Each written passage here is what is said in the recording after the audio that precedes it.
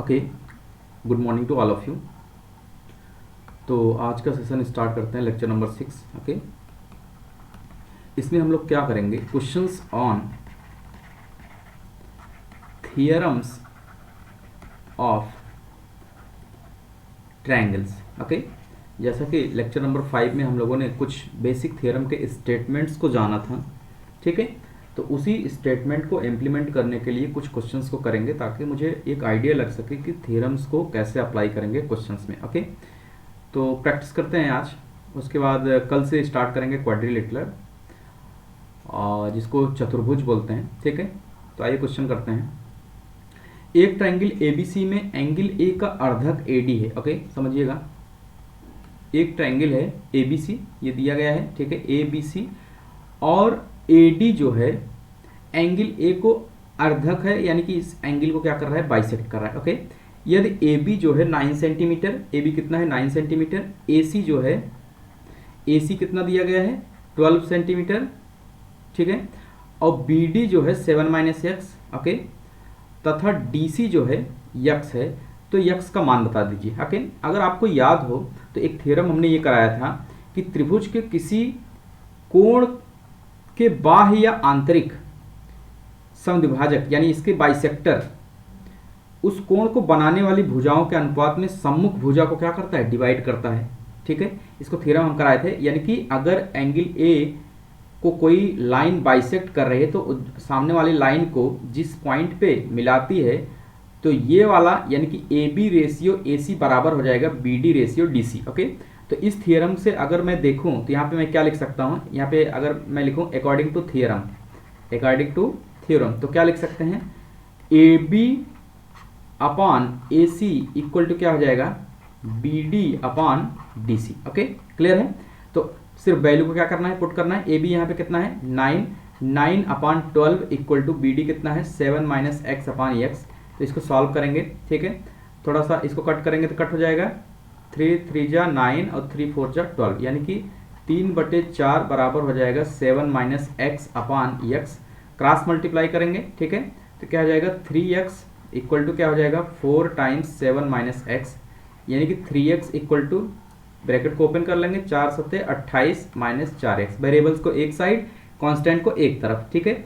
3x ये minus है, इधर आएगा प्लस हो जाएगा, 4x इक्वल टू कितना हो जाएगा 28, 7x इक्वल टू कितना हो जाएगा 28, x इक्वल टू कितना आ जाएगा 28 अपॉन 7, तो 7 चौके 28, x की वैल्यू कितना आ गया 4 है कहीं D part. Okay, option number D में क्या हो जाएगा, करेक्ट हो जाएगा। ओके, आई होप क्लियर होगा। यानी कि थ्योरम को इसी तरीके से अप्लाई करते हैं। तो यहाँ पे हमारे लिए प्रूविंग से ज़्यादा इंपॉर्टेंट ये है कि स्टेटमेंट को याद रख पाना, कि अगर इस तरह का कोई स्टेटमेंट है तो उस स्टेटमेंट से सवाल को कैसे इंप्लीमेंट करेंगे। ओके, फाइन, ठीक है। फिर से मैं थ्योरम बता दे रहा हूँ कि अगर कोई ट्रायंगल ऐसा है जिसके शीर्ष बिंदु यानी शीर्ष एंगल को कोई लाइन बाइसेक्ट कर रही है, तो इसके जो बाइसेक्टर एंगल वाला शीर्ष होगा उससे जो दो साइड्स होंगी उनका रेशियो, और जो सामने वाली भुजा को जिस पे कट करेगा उसका रेशियो क्या होगा, बराबर होगा। That means A B upon A C equal to क्या हो जाएगा, B D upon D C. Clear है, आगे बढ़ते हैं। क्वेश्चन नंबर 20 देखिए, ऐसा सवाल पहले भी हम लोग कर चुके हैं, ठीक है। एक्सटीरियर एंगल का केस है ये। क्या क्या बोल रहा है, दिए गए चित्र में एंगल डी सी बी का मान क्या होगा, D C B, that means angle C, ये एंगल पूछ रहा है, ये एंगल। तो जैसा कि चित्र में दिया है, अगर मैं एक्सटीरियर एंगल का केस देखूं तो एक्सटीरियर एंगल क्या कहता है, कि एक्सटीरियर एंगल ये कहता है कि एंगल ए बी डी, यानी कि ये वाला एंगल, ठीक है, बराबर होता है एंगल बी डी सी, यानी ये वाले एंगल के, plus angle D C B, ये वाला एंगल का, ठीक है। तो सिर्फ वैल्यू को पुट कर लेते हैं। इधर क्या है 2x square plus 2x plus 1 equal to क्या हो जाएगा x स्क्वायर प्लस 1, ठीक है, plus 3x plus 6। Okay, solve कर लेते हैं। 2x स्क्वायर इधर है, इधर x स्क्वायर है, लेके आते हैं इधर 2x square minus x square plus 2x, ये आएगा इधर क्या हो जाएगा माइनस 3x, ये प्लस का 1 है, ठीक है, और ये इसको ऐड कर लेंगे, 1 प्लस 6 कितना हो जाएगा 7, लेकिन ये प्लस का 7 होगा, इधर आएगा तो क्या हो जाएगा माइनस का 7, ठीक है, क्लियर है, इधर आएगा तो क्या हो जाएगा माइनस का 7। अगर इसको फाइनली देखें 2x² में से एक x² निकल जाएगा तो सिर्फ x², और प्लस 2x माइनस 3x क्या आ जाएगा, माइनस x आ जाएगा, ठीक है, और ये माइनस क्या आ जाएगा 6, ठीक है, इक्वल टू क्या हो जाएगा, इक्वल टू 0 हो जाएगा, क्योंकि मैं इसको पूरा कहाँ लेके आया हूँ, लेफ्ट साइड में। आप देखिए ये क्या है, क्वाड्रेटिक इक्वेशन है, क्या है, क्वाड्रेटिक इक्वेशन, इसको सॉल्व करना है। 3 2 जा कितना आता है 6, और 3 माइनस 2 कितना आएगा 1 आएगा, ठीक है, सब्सट्रैक्ट करने पे कितना आना चाहिए 1। तो इसको अगर मैं सॉल्व करूँ तो क्या लिख सकता हूँ, x² minus 3x plus 2x minus 6 equal to 0। x यहाँ से कॉमन ले लिया तो क्या बचेगा x माइनस 3, प्लस 2 कॉमन ले लिया तो क्या बचेगा x माइनस 3 इक्वल टू 0। तो यहाँ से आ गया हमारा x माइनस 3 और x plus 2 equal to 0। That means यहाँ पे दो पॉसिबिलिटी हो सकती है, इफ़, यहाँ पे मैं लिख दे रहा हूँ, if x minus 3 equal to 0, ये दोनों का मल्टीप्लाई इक्वल टू 0 है, इसका मतलब या तो ये 0 रहा होगा या तो ये, तभी मल्टीप्लाई करके क्या आता है 0 आता है। जब हमने x माइनस 3 को 0 ले लिया तो x इक्वल टू क्या आ गया 3। अगर हमने if x plus 2 equal to 0 ले लिया तो x इक्वल टू क्या आ गया माइनस 2। अब देखिए यहाँ यहीं पे समझना है, इसके दो पॉसिबल के वैल्यूज हैं, x इक्वल टू 3 और x इक्वल टू माइनस 2। तो अब क्या करेंगे, डायरेक्ट हम ओरिजिनल क्वेश्चंस में इसको रखेंगे और वहां से फाइंड आउट करेंगे कि कौन सा सही होगा। तो जैसे एंगल C की अगर मैं बात करूं तो एंगल C, तो इसका क्या है 3x plus 2, 3x plus 6, okay. तो मैं अगर 3 रख रहा हूं तो क्या हो जाएगा 3 इंटू 3 प्लस 6, यानी 3 3 9, कितना हो जाएगा 9, और प्लस 6 कितना आ जाएगा 15 डिग्री, 15 डिग्री आ जाएगा, ठीक है। लेकिन अब सोचिएगा एंगल C 15 डिग्री, अगर इसी एंगल C में x की वैल्यू में माइनस 2 डाल दूं तो क्या होगा 3 इंटू माइनस 2 प्लस 6 कितना आ जाएगा माइनस 6 प्लस 6 यानी कि 0, जो कि पॉसिबल नहीं है। यहाँ पे अगर एंगल बन रहा है तो अगर ये 0 हो जाता तो यानी कि D पॉइंट किस पे आ जाता, B पे आ जाता है, यानी कोइंसिडेंट हो जाएगा। अगर ये कोइंसिडेंट हो जाएगा तो ये ट्रायंगल फॉर्म ही नहीं होगा। इसका मतलब माइनस 2 को हम क्या करेंगे डिस्कार्ड कर देंगे, इसलिए माइनस 2 वाले को नहीं लेंगे। क्लियर है, यानी कि एंगल C का आंसर कितना आ जाएगा 15 डिग्री। तो ऑप्शन ए यहाँ पे क्या हो जाएगा करेक्ट हो जाएगा। ओके क्लियर है। सिर्फ यहाँ समझने वाली बात ये थी कि इसको यानी इस पॉइंट को माइनस 2 को डिस्कार्ड क्यों कर रहे हैं। ओके ठीक है, अगला सवाल देखते हैं। एक 25 मीटर लंबी सीढ़ी एक 24 मीटर ऊंचे भवन की छत को स्पर्श करती है, ठीक है। तो जैसा कि देखिए सीढ़ी इसी तरीके से लगेगी, यानी कि एसी को हम क्या मान लिए लैडर, यानी सीढ़ी, और घर क्या होता है तिरछा नहीं होता है सीधा परपेंडिकुलर। ए बी को हम क्या मान लिए घर मान लिए, और ये क्या मान लिए इसको सीढ़ी मान लिए, क्या मान लिए सीढ़ी लैडर। ओके घर मतलब हाउस होम जो भी कहिए, ठीक है। भवन की छत को स्पर्श करती है, इस भवन से कितनी दूरी पर सीढ़ी के पाद हैं। सीढ़ी के पाद का मतलब क्या होता है लोअर पॉइंट, पाद का मतलब क्या होता है लोअर पॉइंट, यानी सीढ़ी का लोअर पॉइंट कितनी दूरी पे है, तो उसको हमने क्या मान लिया x मीटर मान लिया, ठीक है। अच्छा घर किस तिरछा तो होता नहीं 90 डिग्री पे होता है, तो यहाँ पे क्या लिखेंगे अकॉर्डिंग टू पाइथागोरस थ्योरम। किसके थ्योरम से, according to Pythagoras theorem. Pythagoras theorem क्या कहता है कि कर्ण का स्क्वायर बराबर होता है लंब का स्क्वायर धन आधार का स्क्वायर, ठीक है। तो यहाँ पे कर्ण कितना हो जाएगा 25, 25 का स्क्वायर इक्वल टू कितना हो जाएगा 24 का स्क्वायर प्लस x का स्क्वायर। अब मेरे को निकालना क्या है x ही निकालना है। x अगर मुझे पता चल जाए तो पता चल जाए कि घर से सीढ़ी के जो लोअर पॉइंट है उसकी डिस्टेंस कितनी है, ठीक है। तो x स्क्वायर इक्वल टू कितना हो जाएगा 25 का स्क्वायर माइनस 24 का स्क्वायर, ठीक है। 25 का स्क्वायर करते हैं तो कितना आता है 625, ठीक है 625, और 24 का स्क्वायर करते हैं तो 576। ओके तो इसको सब्सट्रैक्ट कर लेते हैं, 625 माइनस 576 अगर करेंगे तो कितना आ जाएगा 49। ओके यानी कि x स्क्वायर इक्वल टू कितना आ गया 49, तो x इक्वल टू कितना आ जाएगा अंडर रूट में 49 यानी कि 7 सते 49, तो x इक्वल टू कितना आ गया 7, यानी कि x इक्वल टू 7 सेंटीमीटर। ये जो lower point of the ladder होगा from the wall of the house वो कितना हो जाएगा BC equal to 7 metre. Centimetre यहाँ पे लिख दिया, मीटर है, यानी अकॉर्डिंग टू जो भी यूनिट दिया होता है वो हम लिख लेते हैं, यानी कि 7 metre. That calls option number C यहाँ पे क्या हो जाएगा सही हो जाएगा। ओके 22 नंबर को देखते हैं, ठीक है। ये भी अच्छा सवाल है, थ्योरम पे ही है, डायरेक्ट ऐसे ही सवाल आते हैं, यानी थ्योरम का स्टेटमेंट हमारे लिए ज़्यादा इंपॉर्टेंट होता है ना कि उसकी प्रूविंग, ठीक है। प्रूविंग तो सेकेंडरी है, लेकिन प्राइमरी ये है कि statement should be remember. Okay दिए गए ट्रायंगल एबीसी में बीई डी पैरेलल टू, ये डी जो लाइन है ये पैरेलल टू क्या है, बीसी है। ओके, बीसी के पैरेलल है। तो इस पे हमने दो थ्योरम कराया था, एक क्या कर रहा था, इसके मिड पॉइंट्स को टच कर रहा था, ठीक है, और एक कराए थे सिर्फ ये पैरेलल था, ठीक है। तो सेकंड वाला है डी पैरेलल टू बीसी, यदि एडी जो है 4 है, एडी कितना है 4 सेंटीमीटर, तो बीडी x माइनस 4 है, ठीक है। ए जो है 8 है सेंटीमीटर और ईसी जो है 3x माइनस 19, ठीक है। तो हमसे पूछा क्या है, अगर ऐसा है अगर, तो हमें ये बता दीजिए कि x का मान क्या होगा। तो अकॉर्डिंग टू थ्योरम, ठीक है, यहाँ पे लिखेंगे अकॉर्डिंग टू थ्योरम, अगर कोई भी लाइन एक दूसरे लाइन के क्या है, पैरेलल है, यानी कि कोई किसी दो साइड के पॉइंट्स को मिलाते हुए अगर कोई लाइन पैरेलल है तीसरी लाइन के, तो थ्योरम क्या कहता है, AD upon DB equal to क्या होगा, AE अपॉन EC, ठीक है। इस थ्योरम से अगर मैं देखूं तो क्या लिख सकता हूं, 4 अपान x माइनस 4 इक्वल होगा, ठीक है, किसके इक्वल होगा, 8 अपान 3x माइनस 19। ओके, अब क्या करना है, सिर्फ इसको सॉल्व करना है। सॉल्व कैसे करेंगे, तिरछे मल्टीप्लाई कर लेंगे, 4 टाइम्स 3x माइनस 19 हो जाएगा equal to 8 times x minus 4। Okay, अगर मैं थोड़ा सा ढंग से देखूं तो 2 दूंगा 4 और 2 चौके 8, ठीक है।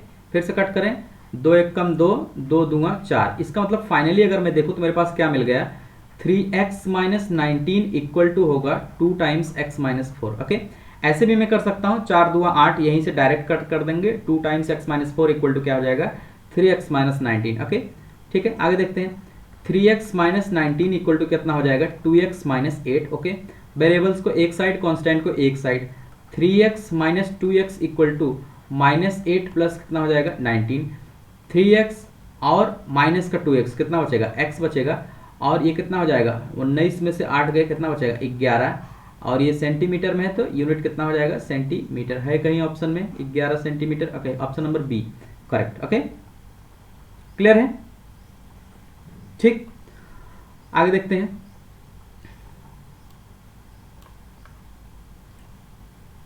ओके, फिर से ये डायरेक्ट थ्योरम पे है, ठीक है। एक लाइन का सवाल होता है, बशर्ते आपको थ्योरम याद होना चाहिए। कल समय थोड़ा ज्यादा हो गया था इसलिए लेक्चर्स को ऑफ कर दिए, अदरवाइज क्वेश्चंस को कराते उसी समय, ठीक है। इन ट्रायंगल एबीसी में ओ इस प्रकार है कि ओबी और ओसी, ओबी लाइन और ओसी एंगल बी तथा एंगल सी के समद्विभाजक हैं, ठीक है। यानी कि ये जो पॉइंट ओ पे मिल रहा है, एंगल बी जो ये एंगल है इसको बाइसेक्ट करते हुए ये लाइन जा रही है, और ये वाली लाइन भी एंगल सी को बाइसेक्ट करते हुए जा रही है। यदि BAC यानी कि ये एंगल जो गिवन है वो कितना है 60 डिग्री हो, तो BOC दैट मीन्स ये एंगल कितना होगा। तो डायरेक्ट देखिए सवाल पूछा है, तो कल ही अभी हमने डिस्कस किया था कि अगर ऐसा हो कि ये इनके एंगल बाइसेक्टर एक दूसरे को पॉइंट ओ पे मीट करें, तो एंगल BOC का मान क्या होता था, 90 degree plus of angle BAC का हाफ एंगल, यानी ए वाला एंगल को क्या कर देते थे, हाफ कर देते थे, तो ये 90 हो जाएगा प्लस 60 बाई कितना हो जाएगा 2, यानी कि 90 प्लस कितना हो जाएगा 30 डिग्री, कितना आ गया 120 डिग्री, ठीक है। यानी कि एंगल BOC कितना आ गया 120 डिग्री। डायरेक्ट सवाल पूछे जाते हैं, कभी भी प्रूविंग पे ध्यान नहीं दिया जाता है। प्रूविंग इज सेकेंडरी, प्राइमरी क्या है, स्टेटमेंट विथ फिगर मुझे दिमाग में होना चाहिए, ठीक है, क्लियर है। तो ऑप्शन नंबर डी यहाँ पे क्या हो गया, करेक्ट हो गया, ठीक। आगे बढ़ते हैं, देखिए ये भी डायरेक्ट थ्योरम पे सवाल है, ठीक है। क्या बोल रहा है, ट्रायंगल ABC में, एक ट्रायंगल ABC में है, BC पर D कोई बिंदु है, तथा क्या बोल रहा है, AB upon AC that means ये upon A equal to BD upon DC। पहला सवाल जो आज का कराए हैं उसी का जो है ये दूसरा रूप है, उसने उल्टा पूछ लिया है, इसने ये दे दिया है और ये एंगल इसका क्या होगा, बाइसेक्टर होगा, ठीक है।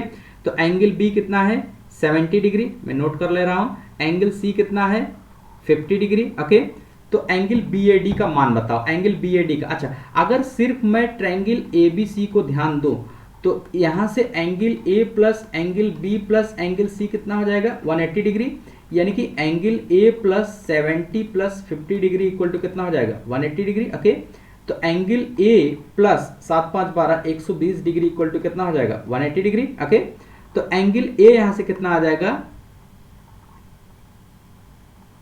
180 degree minus 120 that means 60 degree. अब स्टेटमेंट याद करिए कि अगर ये line AD line angle A का बाइसेक्टर होती है तो ये क्या करती है, इन दोनों साइड्स का रेशियो का सम इक्वल टू होता है इन दोनों साइड्स के रेशियो का सम, यानी कि उल्टा दिया है, अगर इनके रेशियो का सम है तो एंगल ए, यहां पे हमसे पूछा क्या है angle B A D, angle B A D ये पूछा है, तो हमारे पास टोटल एंगल आ गया कितना 60 डिग्री। तो ये क्या होता था, इसका आधा होता था दैट मीन्स 30 डिग्री, और ये भी कितना होगा 30 डिग्री, यानी कि अगर ये पूछ रहा है ये भी 30, अगर ये पूछता तो ये भी हम क्या बता देते 30, ये एंगल बाइसेक्टर होगा। ठीक है, दैट मीन्स ऑप्शन नंबर ए यहाँ पे क्या हो जाएगा सही हो जाएगा, कितना 30 डिग्री। तो यहाँ से मैं कह दूंगा according to theorem, according to theorem. ठीक है, पहला सवाल का ये जस्ट कंट्रोवर्सी है। ठीक है, उसमें क्या था एंगल को बाइसेक्ट करके रेशियो से एक्स की वैल्यू पूछा, दूसरे तरीके से इसने क्या पूछा है कि इसका रेशियो दे दिया है तो एंगल पूछ रहा है। ठीक है, यानी कि कैसे भी पूछ सकता है, इसीलिए स्टेटमेंट का याद होना क्या है जरूरी है। तो यहाँ पे लिखेंगे angle B A D equal to क्या हो जाएगा angle A by 2 that means 60/2 equal to कितना हो जाएगा 30 डिग्री, ये क्या हो जाएगा आंसर हो जाएगा। ओके, आई होप क्लियर होगा। ठीक है, आगे बढ़ते हैं। ये सारे सवाल इसके थ्योरम्स को स्टेटमेंट वाइज पिछले क्लास में हम लोगों ने किया था, उसी का प्रैक्टिस कर रहे हैं। ओके, अब देखिए अगला क्वेश्चन जो है उसमें भी देखिए सेम पैटर्न को फॉलो किया है, जो पिछले थ्योरम्स को हम लोगों ने अप्लाई किया था वही इसमें भी है। दिए गए चित्र में QRS यानी कि QRS ये कैसा है समबाहु त्रिभुज है। जैसे ही इसने समबाहु त्रिभुज किया तो मेरे दिमाग में आना चाहिए फर्स्ट थिंग कि इसके सभी एंगल्स कितने हो जाएंगे 60 डिग्री। तो मैंने नोट कर लिया सभी एंगल्स कितने हो जाएंगे 60 डिग्री।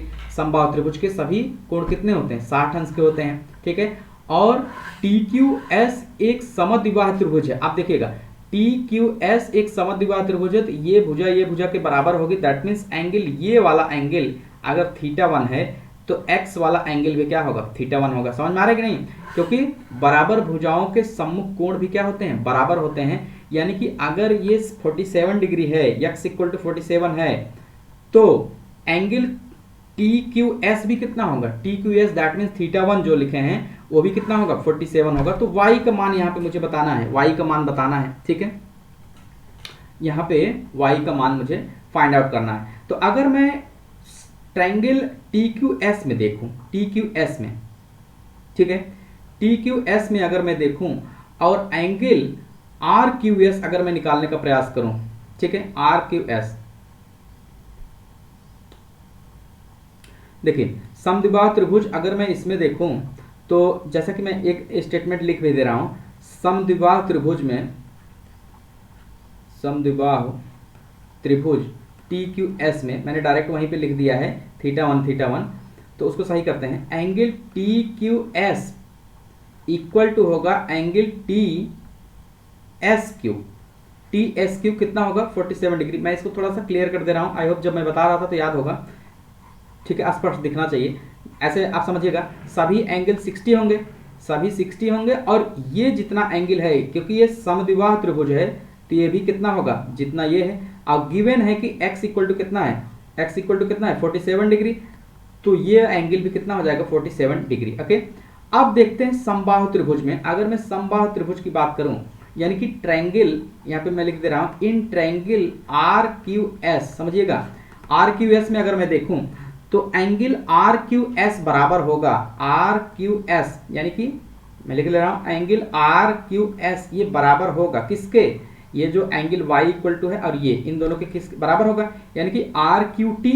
ठीक है, किसके बराबर होगा एंगल RQT प्लस यानी कि y वाला और plus angle TQS plus angle TQS। Okay, तो यानी कि अगर मैं इसको लिखूं तो ये कितना है RQS यानी कि इक्विलेटरल ट्रायंगल है, समबाहु त्रिभुज है, तो पूरा एंगल कितना हो जाएगा 60 डिग्री। और RQT की अगर मैं बात करूं तो ये y है, ठीक है, प्लस टी क्यू एस समद्विबाहु त्रिभुज है, तो यानी कि अगर ये 47 है तो ये भी कितना होगा 47, तो कितना हो जाएगा 47 डिग्री। यहाँ से y इक्वल टू कितना आ जाएगा 60 माइनस कितना हो जाएगा 47, और 60 माइनस 47 कितना आ गया 13 डिग्री।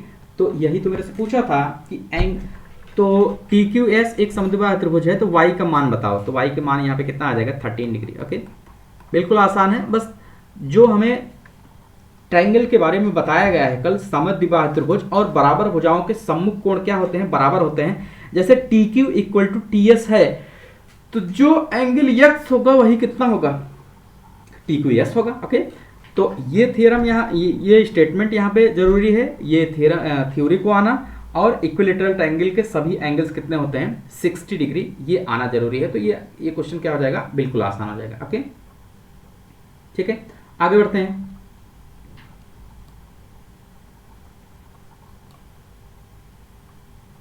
ठीक है, अच्छा सवाल है। ठीक है, त्रिभुज एबीसी में एंगल ए कितना है 55, एंगल ए कितना है 55, बी और सी पर बने बाहरी कोणों का योग बताइए। जैसा कि यहाँ पे दिख रहा है, बी पे भी बन रहा है y+15 और सी पे भी बन रहा है x+15। ठीक है, नहीं अगर ऐसे समझ में आ रहा है तो मान लीजिए, जैसे अगर कुछ नहीं दिया है तो मैं ऐसे बनाऊंगा, तो एक एंगल इसको x मान लिया, इसको y मान लिया। तो अब देखिएगा, इसके लिए जो बहिष कोण है ये है, तो बहिष कोण किसके बराबर होगा, बहिष कोण बराबर होगा इस एंगल और इस एंगल के बराबर होगा। और अगर मैंने इसको x माना है तो इसके लिए कौन सा एंगल बराबर होगा, ये वाला बराबर होगा x+55। ओके, क्लियर है, क्लियर है। हमने x और y इसको मान लिया है। ठीक है, अगर x और y इसको मान लिया है तो मैं क्या कर सकता हूं, इसका बहिष कोण y+15 हो जाएगा अकॉर्डिंग टू डेटा, और इसका क्या हो जाएगा x+55। ओके, क्लियर है। अब अगर देखिए, अगर मैं लिखूं इन दोनों एंगल्स की मैं बात करूं, एंगल सी पे जो एंगल बन रहा है, एंगल सी पे, अगर एंगल सी पे मैं देखूं एक लाइन इस तरीके से इंसिडेंट कर रही है, और ये क्या है y+55, ठीक है, और ये क्या है x, तो इन दोनों का सम कितना हो जाएगा 180। इसी तरीके से इस पे अगर मैं देखूं, इसका भी सम कितना हो जाएगा 180। ठीक है, समझने के लिए मिटाते हैं इसको। ठीक है, समझ में आ गया होगा, यानी इन दोनों का सम कितना होगा 180 होगा। तो इस तरीके से मैं यहाँ पे लिख सकता हूँ। ठीक है, यानी यहाँ पे मैं लिख सकता हूँ कि x+y+55 डिग्री, ये वाला, ठीक है, x+y+55 डिग्री प्लस, अगर इसकी मैं बात करूँ, इसकी, तो ये क्या लिखेंगे y+x+55 डिग्री, ये कितना होता है 180 डिग्री। ठीक है, और ये भी कितना होता है 180 डिग्री, यानी कि 180 डिग्री प्लस 180 डिग्री। ओके, थोड़ा सा सिंप्लीफाई करते हैं, x को x में जोड़ेंगे तो कितना मिलेगा 2x, y को y में जोड़ेंगे कितना मिलेगा 2y, और 55 में 55 को ऐड करेंगे तो यानी कि कितना मिल जाएगा 50 50 100 110। ओके, क्लियर है। 110 इक्वल टू कितना हो जाएगा 360 हो जाएगा। क्लियर है, 360। अब इसको अगर मैं 2 कॉमन ले लूं तो x+y इक्वल टू कितना हो जाएगा 360 माइनस 110। ठीक है, कितना हो जाएगा 360 माइनस 110। ठीक, तो 2 टाइम्स x+y इक्वल टू यहाँ पे मिलेगा 250। कितना मिलेगा 250, और इसमें जब मैं 2 से डिवाइड कर दूंगा, यानी कि x+y इक्वल टू कितना मिलेगा 250/2, दैट मीन्स कितना हो जाएगा 125। कितना आया 125। x+y की वैल्यू यहाँ पे हमारे पास आ गई 125 डिग्री। ठीक है, लेकिन ये तो मेरे को चाहिए नहीं, मेरे को क्या चाहिए, बने बाहरी कोणों का योग चाहिए। बाहरी कोणों का योग का मतलब क्या है, हमें जो है y+55 चाहिए। ठीक है, y+55 और प्लस x+55, क्योंकि एक्सटीरियर एंगल यहीं पे, थोड़ा सा मैं इसको मिटा दे रहा हूं। ठीक है, ताकि स्पष्ट ये दिख सके क्या है। ठीक है, तो बाहरी कोण को अगर हम देखें, बाहरी कोण को, तो बाहरी कोण हमारे पास यही सिर्फ 2 हैं। कौन कौन, ये y+55 और x+55। ठीक है, अब मैं क्या करूंगा, इनको यहाँ पे थोड़ा स्पेस है, यहाँ पे यूज कर ले रहे हैं। ठीक है, यानी कि बाह्य कोणों का योग अगर हम लोग देखें, बाह्य कोणों का योग, बाह्य कोणों का योग की अगर हम बात करें तो क्या आ जाएगा y+55 c के पास जो है, प्लस x+55 जो b के पास है, यही तो होगा बाह्य कोण।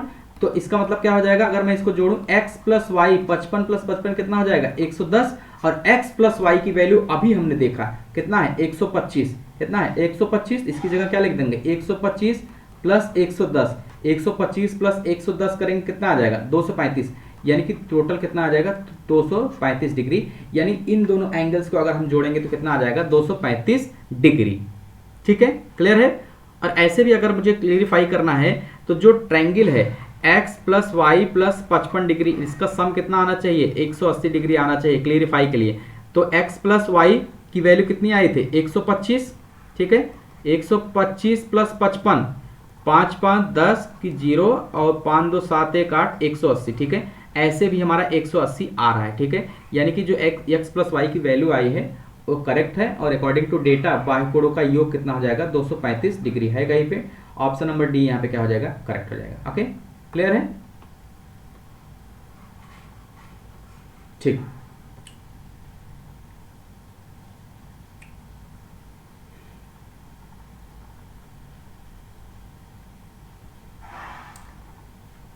ओके, ये क्वेश्चन है लेकिन एक थियरम भी है, इसको एज ए नोट भी लिखना है। ठीक है, एज ए क्वेश्चन भी ये यहीं पे होगा। ठीक है, यहाँ पे नोट करके लिखेंगे और लिखेंगे थियरम।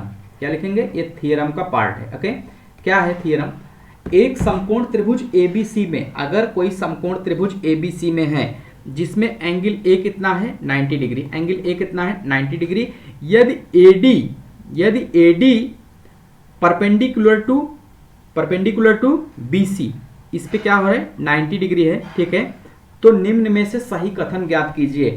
तो ये स्टेटमेंट है, इसमें क्या हो जाएगा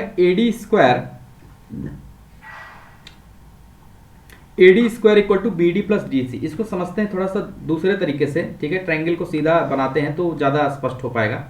ठीक है, अगर हमने एक राइट एंगल ट्रायंगल बना लिया, ठीक है, यहाँ पे एंगल A है और ये B है, ये C है, और इससे हम इस पे क्या डाल रहे हैं परपेंडिकुलर, किस पे डाल रहे हैं BC पर परपेंडिकुलर डाल रहे हैं। तो थियरम ये कहता है, और BC पे जो परपेंडिकुलर डाला है उसका नाम क्या है D। तो थियरम ये कहता है कि AD स्क्वायर इक्वल टू क्या हो जाएगा BD इंटू DC। ठीक है, ये डायरेक्ट है, इससे सवाल भी आते हैं, इससे थियरम भी आते हैं, तो इसको एज ए थियरम पहले पढ़ना है। जैसा कि ये फिगर मैंने अभी सही बनाया है। ठीक है, इसके अकॉर्डिंग अगर मैं लिखना चाहूं तो लिख भी सकता हूं, मैं नोट करा दे रहा हूं। ठीक है, थ्योरम,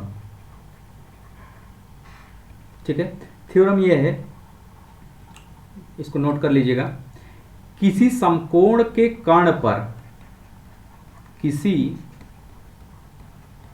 समकोण के कर्ण पर डाला गया लंब,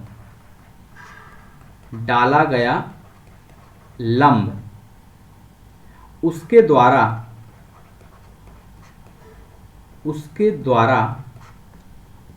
बनाए गए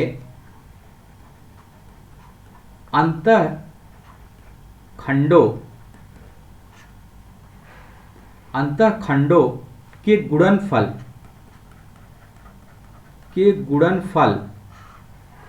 के वर्गमूल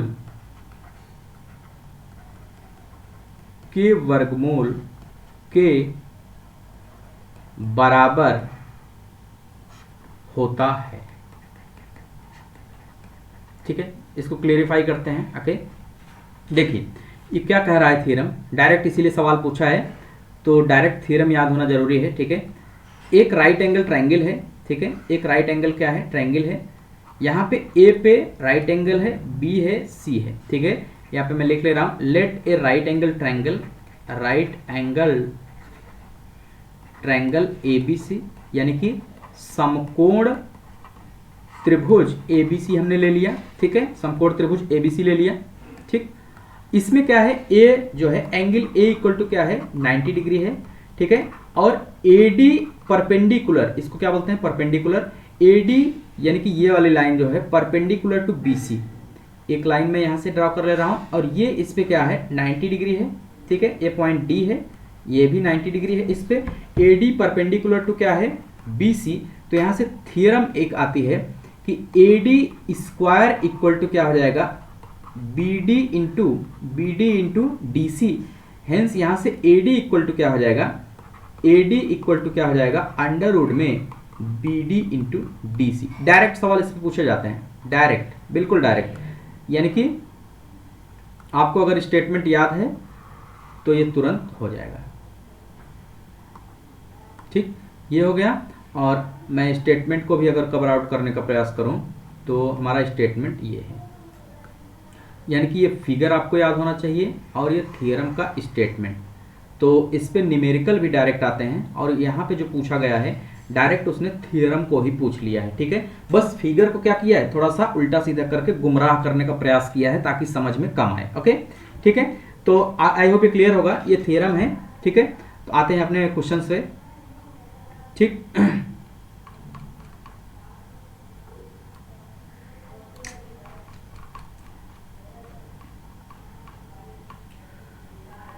ओके फाइन। ठीक है,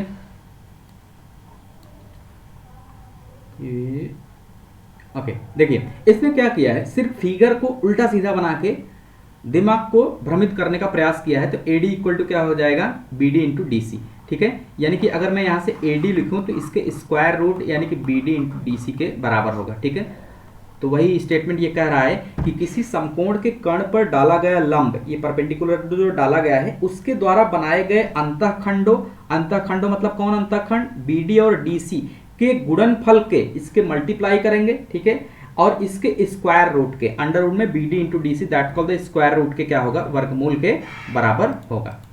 क्लियर है, आगे बढ़ें। ठीक है, देखिए बिल्कुल स्पष्ट है और बिल्कुल थ्योरम पे सवाल पूछ लिया है। दिए गए त्रिभुज में पी क्यू ए बी के समांतर है, पी क्यू लाइन जो है ये वाली लाइन ए बी के क्या है, समांतर है। थ्योरम नंबर 2, यानी दो टाइप के थ्योरम हमने लिया था, एक बी सी के मिड पॉइंट्स को एक क्या कर रहा था, मिड पॉइंट्स को टच करा रहे थे और ये इसको क्या कर रहा था, पैरेलल था। और दूसरा था कि ये थ्योरम जो इसके सिर्फ पैरेलल है बट ये जरूरी नहीं है कि ए इसका मिड पॉइंट है, वही थ्योरम है। ठीक है, पी क्यू ए बी के समांतर है तो पी सी यहाँ पे, पी सी कितना है, सी है। ठीक है, और A P sorry A P जो है सी है, ए पी कहाँ पे है, ये सी है, पी सी जो है बी है। ठीक है, और बी सी जो है ए है, बी सी पूरा ए है। ओके समझिएगा, ये पूरा ए है। ठीक है, तब सी क्यू क्या होगा, तब सी क्यू क्या होगा। ओके, हमने ये मान लिया, अगर मैं ये मान लूँ कि सी क्यू एक्स है, सी क्यू को अगर मैं एक्स मान लूँ तो बी क्यू क्या बचेगा, ए में से जो निकल जाएगा ए माइनस एक्स, क्या बचेगा, ए माइनस एक्स। ओके, तो अब अकॉर्डिंग टू थ्योरम यहाँ पे मैं लिखूंगा, चूंकि पी क्यू पैरेलल टू क्या है, ए बी। ठीक है, तो according to theorem, according to theorem इसका मतलब क्या है, प्रमेय से, हिंदी में लिख दें प्रमेय से, यानी जो प्रमेय हम लोग पढ़े हैं उससे अगर देखें, प्रमेय से हम क्या लिख सकते हैं, यहाँ पे मैं लिख सकता हूँ C P upon A P, C P upon क्या कर देंगे, ए पी इक्वल होगा किसके, C Q upon Q B के, सी पी अपॉन किसके, क्यू बी के। डायरेक्ट इसमें वैल्यू को पुट करना है, ये क्या हो जाएगा, B by C equal to क्या हो जाएगा, X upon A minus X. मेरे को सिर्फ यहाँ से क्या निकालना है, एक्स को एलिमिनेट करना है in the terms of A and B, क्योंकि हमारे क्वेश्चन का पार्ट सिर्फ वो होता है जो क्वेश्चन में दिया है, जो भी चीज़ हम मानते हैं उसको एलिमिनेट करते हैं, क्योंकि हमारे क्वेश्चन का हिस्सा नहीं होता है, और जो चीज़ क्वेश्चन का हिस्सा नहीं होता है उसे मुझे एलिमिनेट करना होता है, सो दैट फ्रॉम हियर, यहाँ से हम क्या कंक्लूड कर सकते हैं, b times a minus X equal to क्या हो जाएगा, सी एक्स, यानी कि A B minus B X equal to क्या हो जाएगा, सी एक्स। वेरिएबल्स को एक तरफ, कांस्टेंट को एक तरफ। ठीक है, तो क्या करेंगे, ए बी इक्वल टू क्या लिखेंगे, सी एक्स प्लस बी एक्स लिख सकते हैं। ठीक है, ए बी इक्वल टू, अगर मैं ध्यान से देखूं तो यहाँ से एक्स को कॉमन ले सकते हैं तो क्या बचेगा, सी प्लस बी बचेगा। ओके, यानी सही से अगर लिखें तो b plus C equal to क्या हो जाएगा, ए बी। ठीक है, यानी x इक्वल टू अगर मैं देखूं तो x इक्वल टू क्या हो जाएगा, A B upon B plus C. X equal to क्या हो जाएगा, A B upon B plus C. ये क्या हो जाएगा, आंसर देखिए कहीं पे है, A B upon B plus C, A B upon B plus C, option number A, option number A क्या हो जाएगा, करेक्ट हो जाएगा। ओके फाइन, ठीक।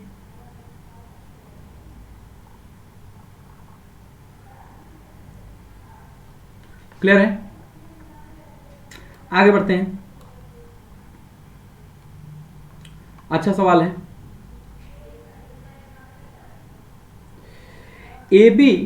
AB जो है ट्रायंगल ABC के परिवृत्त का व्यास है।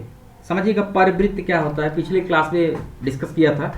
किसी ट्रायंगल के बाहर अगर सर्किल बन रहा है तो इसको एक्स सर्किल बोलते हैं, यानी कि परिवृत्त, और अगर अंदर बन रहा है तो अंतःवृत्त यानी कि इन सर्किल बोलते हैं। ठीक है, तो ये क्या है, परिवृत्त है, यानी कि उसके बाहर ट्रायंगल ABC के बाहर है तो इसको क्या बोलेंगे, परिवृत्त का व्यास है, यानी ये वाला जो है इसका क्या है, डायमीटर है। व्यास का मतलब क्या है, डायमीटर है। ठीक है, यन बिंदु P से AB पर खींचे गए लंब का पाद है। ठीक है, यन बिंदु जो है P पॉइंट से AB पर परपेंडिकुलर ड्रा किया गया है, और ये जो है परपेंडिकुलर का पाद का मतलब लोअर पॉइंट, पाद का मतलब लोअर पॉइंट है। ठीक है, यदि AP जो है 8 सेंटीमीटर, BP जो है 6 सेंटीमीटर, ओके, और तो BN की लंबाई बताओ, मेरे से ये पूछ रहा है, B ऑफ N ये पूछ रहा है। ठीक है, ये पूछ रहा है। अगर मैं ध्यान से देखूं ट्रायंगल ABP में अगर ये राइट एंगल ट्रायंगल है। अच्छा, एक चीज और मैं बताना भूल गया, ठीक है, चाहे यहीं पे लिख सकते हैं, अर्धवृत्त में बना कोण समकोण होता है। जब सर्कल इसके आगे पढ़ाएंगे तो वहां पे डिस्कस करेंगे। अर्धवृत्त में बना कोण, यह भी थ्योरम है, समकोण होता है, यानी कि जो अगर एक सर्किल है, इसके डायमीटर के साथ कोई भी मैं ट्रायंगल ड्रा करूंगा, इसके डायमीटर के साथ कोई भी ट्रायंगल में ड्रा करूंगा तो ये सभी कितने होंगे, 90 डिग्री होंगे। ये एक थ्योरम है, आगे जब मैं सर्किल को पढ़ाऊंगा तो वहां पे मैं बताऊंगा इसको, इस थ्योरम को। ओके, तो यहाँ के लिए अगर इतना ही समझिए तो ये एंगल कितना हो जाएगा, 90 डिग्री हो जाएगा। ठीक है, अगर ये 90 डिग्री हो जाएगा तो इसके सामने वाली भुजा क्या हो जाएगी, कर्ण हो जाएगी। तो कर्ण कैसे मिलेगा, कर्ण का स्क्वायर बराबर होता है लंब, यानी AP का स्क्वायर प्लस, और कर्ण यहाँ पे क्या है, AB का स्क्वायर बराबर AP का स्क्वायर प्लस PB का स्क्वायर। ओके, क्लियर है? तो AP यहाँ पे कितना है, 8 का स्क्वायर प्लस 6 का स्क्वायर, 8 टाई कितना होता है 64 प्लस 6 चौक 36, यानी कितना आ जाएगा 100 आ जाएगा। तो यहाँ से AB इक्वल टू कितना आ जाएगा, अंडर रूट में 100, दैट मीन्स 10 सेंटीमीटर, यानी कि AB की माप हमारे पास कितने आ गई, 10 सेंटीमीटर। ओके, समझिएगा AB कितना आ गया, 10 सेंटीमीटर। अब समझिएगा किसी ट्रायंगल, अगर नोट करके लिखना तो लिख सकते हैं। ठीक है, ट्रायंगल का एरिया, ट्रायंगल ABC का एरिया या क्षेत्रफल की अगर मैं बात करूं, एक ट्रायंगल में बना ले रहा हूं। ठीक है, एक ट्रायंगल अगर इस तरीके से है और इसका ये परपेंडिकुलर है, ये क्या है, बेस, ये क्या है, बेस, और इसको क्या बोलते हैं, हाइट। जो परपेंडिकुलर होता है हाइट। तो ABC का क्षेत्रफल होता है 1/2 base into height. Base into क्या होता है, हाइट। अगर आपको नहीं पता है तो आप इसको नोट कर लीजिए। ठीक है, किसी ट्रायंगल का एरिया कितना होता है, 1/2 बेस इंटू हाइट। अच्छा, यही ट्रायंगल अगर ऐसा हो जाए, राइट एंगल ट्रायंगल हो जाए, तब भी वही होता है। जैसे ये बेस हो जाएगा, यानी ये बेस हो जाएगा और ये हाइट हो जाएगा, तो ट्रायंगल का एरिया, ट्रायंगल ABC अगर इसको मैं मान लूं तो ABC का एरिया कितना हो जाएगा, यहां पे लिखेंगे 1/2 B इंटू H। ठीक है, बेस इंटू हाइट, और यहाँ के लिए हाइट क्या है, ये है, यहाँ के लिए हाइट क्या है, ये, और यहाँ के लिए बेस क्या है, ये है। ठीक है, ट्रायंगल भले बदल सकता है लेकिन अप्रोच वही रखेंगे कि बेस जो है जिसपे वो टिका है, और हाइट मतलब उसकी जो परपेंडिकुलर लेंथ होगी। ओके, तो अब अगर ध्यान से देखें इस ट्रायंगल को ABP में, तो इसका एरिया मैं दो तरीके से निकाल सकता हूं। अगर मैं ट्रायंगल ABP का एरिया लिखूं, ठीक है, यहां से आगे कंटिन्यू करते हैं, वो कॉन्सेप्ट है एरिया ऑफ ट्रायंगल ABP। ठीक है, अच्छा, एरिया क्यों निकाल रहे हैं, क्योंकि एरिया जब निकालेंगे, दो को बराबर करेंगे तो यहाँ पे PN हमको मिल जाएगा। ठीक है, तो देखिए अगर मैं ABP, ध्यान दीजिएगा, ABP को राइट एंगल ट्रायंगल लूं तो उसका एरिया क्या हो जाएगा, 1/2 base into height, 1/2 base into height. ठीक है, ठीक। अब अगर मैं इसको लिखूं तो इसमें बेस क्या है, 8, बेस क्या है 1/2 8, और हाइट कितना होगा 6, क्योंकि ये परपेंडिकुलर है। ठीक है, अब इसी ट्रायंगल का एरिया मैं दूसरे तरीके से निकाल रहा हूं। जब यानी कि ट्रायंगल ए बी पी हम लेंगे, लेकिन बेस हमारा क्या होगा, यहाँ पे ए बी होगा और परपेंडिकुलर क्या होगा, पी एन। समझिएगा, ये दोनों पॉइंट इसीलिए डिस्कस किए हैं कि एक बार एरिया किसी ट्रायंगल ए बी सी का हम ऐसे निकाल सकते हैं जब हाइट इस तरीके से हो, ठीक है, और एक बार इस तरीके से जब ये राइट एंगल ऐसे हो, ठीक है। तो इसी एरिया को मैं और क्या लिख सकता हूं, 1/2 बेस। अब मैं बेस किसको ले रहा हूं, ए बी को बेस ले रहा हूं। किसको, ए बी को बेस ले रहा हूं। और हाइट किसको ले रहा हूं, हाइट अब यहां हमारा कौन सा होगा, यहां पे अगर मैं हाइट की बात करूं तो पीएन भी क्या है, परपेंडिकुलर है, तो पीएन क्या होगा, हाइट हो जाएगा। तो यहां पे कौन सा हाइट में ले रहा हूं, पीएन ले रहा हूं। ध्यान दीजिएगा, ये दोनों पॉइंट अगर क्लियर है ऊपर के, ये कॉन्सेप्ट, ये मैंने लिखा नोट करके कि अगर राइट एंगल ट्रायंगल है तो एरिया क्या हो जाएगा, बेस इंटू हाइट यानी बी इंटू एच हो जाएगा। और एरिया ऑफ ट्रायंगल इस तरीके का अगर कोई ट्रायंगल है जो 90 डिग्री पे नहीं है तो उसका बेस ऐसे हो जाएगा, यानी कि अगर मैं इसको पूरा लिखूं तो 1/2 BC इंटू, अगर मैं NP इसको कर दूं तो NA, तो क्या हो जाएगा AN। ठीक है, क्लियर है। तो उसी ट्रिक से तो यहाँ पे अगर मैं इसको सॉल्व करूं तो 1/2 base into height equal to यहाँ पे 1/2 बेस ए बी कितना है 10 और पीएन कितना हो जाएगा, पीएन 1/2 से कैंसिल हो जाएगा। ठीक है, 8 छके 48 equal to 10 PN. 48 equal to कितना आ जाएगा, 10 पीएन। ठीक है, ठीक है, इसको कट करते हैं तो पीएन इक्वल टू क्या आ जाएगा, पीएन इक्वल टू क्या आ जाएगा 48/10। ठीक है, तो 2 पचे 10 और 2 दूना 4, 2 चौके 8, यानी कि पीएन की वैल्यू कितने आ गई 24/5 सेंटीमीटर। पीएन की वैल्यू कितनी आ गई 24/5 सेंटीमीटर। पीएन तो मेरे को चाहिए नहीं, क्या चाहिए, हेलो, ओके, ठीक है, हमको चाहिए क्या, हमको इसमें चाहिए बीएन। क्या चाहिए, बीएन। अब समझिएगा, अब इसको मैं निकाल ले रहा हूं, इस पूरे ट्रायंगल को ही मैं निकाल ले रहा हूं। ठीक है, ध्यान दीजिएगा, इस ट्रायंगल को मैं निकाल ले रहा हूं। ये कहां पे है, ये, ठीक है। अगर मैं इसको निकाल लूं तो ऐसा कुछ है, ऐसा ऐसा ऐसा। ठीक है, ये 90 डिग्री है, ये पॉइंट एन है, ये पी है और ये क्या है, बी है। ये कितना है 6 सेंटीमीटर और पीएन अभी हमने निकाला, पीएन की वैल्यू कितनी आ गई 24/5। ये कितना आ गया 24/5। ठीक है, अब फिर से यहाँ पे अकॉर्डिंग टू पाइथागोरस थ्योरम, यहाँ पे क्या लिखेंगे, पाइथागोरस थ्योरम से, पाइथागोरस साहब के सिद्धांत से, पाइथागोरस प्रमेय से। अगर मैं पाइथागोरस प्रमेय से लिखूं तो यहाँ पे क्या लिख सकता हूं, PB² इक्वल टू PN का स्क्वायर प्लस NB का स्क्वायर। दैट मीन्स हाइपोटेनस का स्क्वायर इक्वल टू क्या होगा, बेस का स्क्वायर प्लस हाइट का स्क्वायर। तो PB यहाँ पे कितना है 6 का स्क्वायर, PN कितना है 25/4 का स्क्वायर प्लस NB का स्क्वायर। मेरे को NB ही चाहिए, ठीक है, NB यानी BN की लंबाई चाहिए। तो NB को लेफ्ट में रखते हैं, बाकी सबको राइट में। NB का स्क्वायर इक्वल टू क्या हो जाएगा, NB का स्क्वायर इक्वल टू क्या हो जाएगा, NB का स्क्वायर हो जाएगा 6 का स्क्वायर, ओके, 6 का होल स्क्वायर माइनस 25/4 का होल स्क्वायर। सॉल्व इट, कितना हो जाएगा 6 36, 36 माइनस 25 में कितना होगा 576। ठीक है, 576 ही होगा, 625 होगा। ओके, देखते हैं, 25 में होगा 625। ओके, ये माइनस है, ठीक है, 625 और 4 चौके कितना हो जाएगा 16। ठीक है, एलसीएम ले लेंगे कितना 16 और 16 गुणे 36 करेंगे, 16 गुणे 36 कितना आ जाएगा 576। कितना आ जाएगा 576 माइनस 600 कितना आएगा 25। ठीक है, 16 में एलसीएम लेके, इसको बिल्कुल सिंपल है ये। ठीक है, आप क्या करेंगे 576 में से माइनस कर रहे हैं, ठीक है, 25/4 है क्या, ओके 25/4 है। ठीक है, 24/5 है।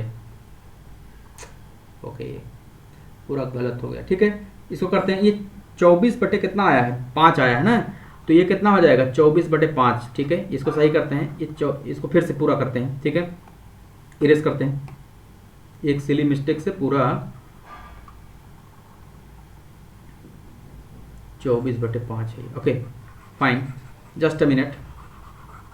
ठीक है, ओके देखिए, ठीक, ये P B square equal to क्या हो जाएगा, P B square equal to P N का स्क्वायर प्लस एन बी का स्क्वायर। ठीक है, P B square equal to क्या हो जाएगा, पी एन का स्क्वायर प्लस एन बी का स्क्वायर, लिख ले रहे हैं एन बी का स्क्वायर। ओके ठीक है, प्लस एन बी का स्क्वायर। तो ये हमारा है 24/5। ठीक है, ध्यान देंगे आप, 24/5। ओके फाइन, तो क्या हो जाएगा, पी बी यानी कि 6 का square equal to P N कितना हो जाएगा, 24/5 का स्क्वायर प्लस एन बी का होल स्क्वायर। मेरे को क्या चाहिए, एन बी, तो एन बी का स्क्वायर इक्वल टू क्या आ जाएगा, 6 का स्क्वायर माइनस 24/5 का स्क्वायर। ओके, अब क्या करेंगे, 6 छवक 36 माइनस 24 चौका कितना हो जाएगा, 576। ओके, 576 माइनस 5 5 25, इसको एलसीएम लेके सॉल्व करेंगे तो कितना आ जाएगा, ये 25 एलसीएम आ जाएगा, और 25 गुणे 36 करेंगे कितना आ जाएगा, 25 गुणे 36 900। ओके, कितना आ जाएगा, 900 माइनस 576 आ जाएगा। ठीक है, यहाँ से और आगे अगर बढ़ें तो ठीक, 900 माइनस 576 करेंगे तो 324 अपान में कितना हो जाएगा, 25। ये है एन बी का स्क्वायर, ये सब क्या है, एन बी का स्क्वायर, एन बी का स्क्वायर। मेरे को चाहिए एन बी इक्वल टू क्या हो जाएगा, अंडर वुड में 324 अपान 25, इसका सॉल्व करेंगे तो कितना आ जाएगा, 18/5। ठीक है, 18 कितना आ जाएगा, 5, और एन बी को अगर मैं 18/5 करूंगा तो कितना आ जाएगा, 3.6 सेंटीमीटर। ओके, तो अगर मैं देखूं यहाँ पे कहीं पे है 3.6 centimetre. Okay, option number B क्या हो जाएगा, करेक्ट हो जाएगा। ठीक है, सिंपल है, सिर्फ इसमें एक लॉजिक जो एक्स्ट्रा ऐड हुआ है ये, तो इसको आप अलग से अपने कॉपी में नोट करेंगे कि इस तरीके से ट्रायंगल्स का एरिया निकालते हैं। हालांकि एरिया जब पढ़ाएंगे तो वहाँ पे फिर से बखूबी इसको डिस्कस करेंगे।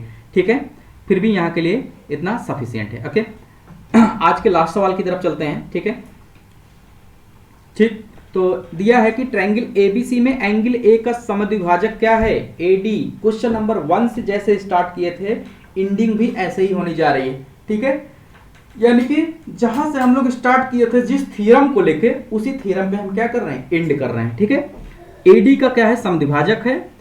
एबी जो है 8 सेंटीमीटर है, और एसी जो है 10 सेंटीमीटर है। बीसी जो है 13.5 सेंटीमीटर है। तो बीडी का माप बता दीजिए, बीडी का माप बता दीजिए। ठीक है,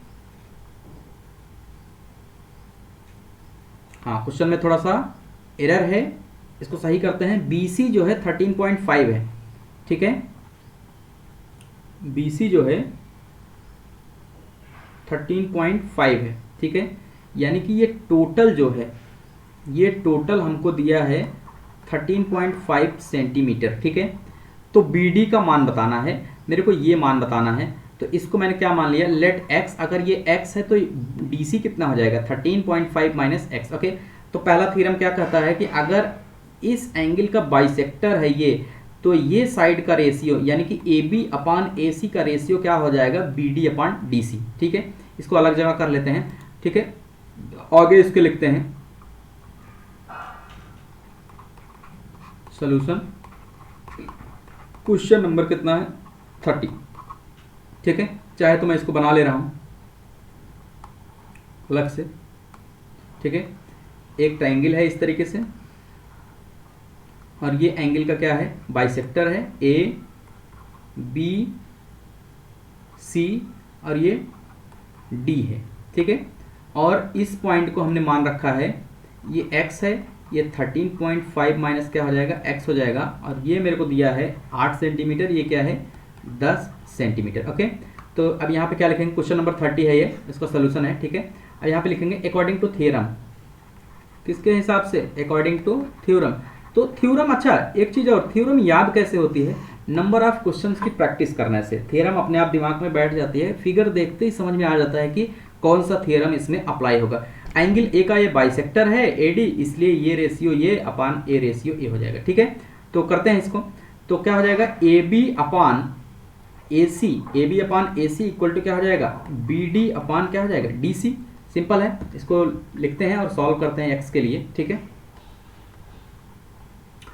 8 बाई कितना हो जाएगा 10 इक्वल टू एक्स बाई कितना हो जाएगा 13.5 माइनस कितना हो जाएगा x 13.5 माइनस x हो जाएगा, ठीक है। सिंपली इसको क्या करते हैं, क्रॉस मल्टीप्लाई कर देते हैं। 8 13.5 माइनस एक्स इक्वल टू कितना हो जाएगा 10x हो जाएगा, ठीक है। और इसको थोड़ा सा सॉल्व भी कर ले रहे हैं। 2 चौके 8 और 2 पंजे 10, यानी कि 4 times 13.5 minus X equal to कितना हो जाएगा 5x, ठीक है। 13 चौका 52, ठीक है। तो इसको जो है 4 पचे 20 और 4 तीन 12, 1 13 14 और 4 एकम 4, ठीक है। 4 पचे 20, 4 तीन 12, 2 14 और 4 एकम 4 2 6 होगा, ठीक है। 13.5 मल्टीप्लाई बाई 4 यानी कि कितना आ जाएगा 54 आएगा, यहाँ पे 5 आएगा, ओके। ये हमारा क्या हो जाएगा 5 यानी 540, एक अंक पर डेसिमल है, यहाँ पे लगा दिए। माइनस 4x इक्वल टू कितना हो जाएगा 5x, ओके। तो यानी कि फाइनली अगर मैं इसको लिखूँ 54 माइनस 4x इक्वल टू कितना हो जाएगा 5x, ठीक है। और इसको देखें वेरिएबल सेपरेबल मेथड से, वेरिएबल को एक साइड कांस्टेंट को एक तरफ, तो क्या हो जाएगा 54 इक्वल टू कितना आ जाएगा 5x plus 4x, that means कि 9x इक्वल टू 54। तो x इक्वल टू यहाँ से क्या आ जाएगा, x इक्वल टू 54 अपान 9, तो 9 छक 54, ठीक है। x इक्वल टू कितना आ गया 6 सेंटीमीटर, सेंटीमीटर है यूनिट, ओके। तो 6 सेंटीमीटर देखते हैं इसमें है कहीं 6 सेंटीमीटर, ऑप्शन नंबर बी यहाँ पे क्या हो जाएगा करेक्ट हो जाएगा, ठीक है। ऑप्शन नंबर बी यहाँ पे करेक्ट हो जाएगा। आई होप क्लियर होगा, ठीक है। तो सारे थ्योरम से आई होप हमने अप्लाई कर लिया, जितने भी थ्योरम्स थे, तो इसमें क्या कैसे करना है, ठीक है। तो आज के लिए इतना ही रखते हैं, ठीक है। मिलते हैं कल विद द क्वाड्रिलेटरल, चतुर्भुज के साथ, ठीक है। और इस जर्नी को आगे बढ़ाते हैं, ठीक है। तब तक के लिए थैंक यू।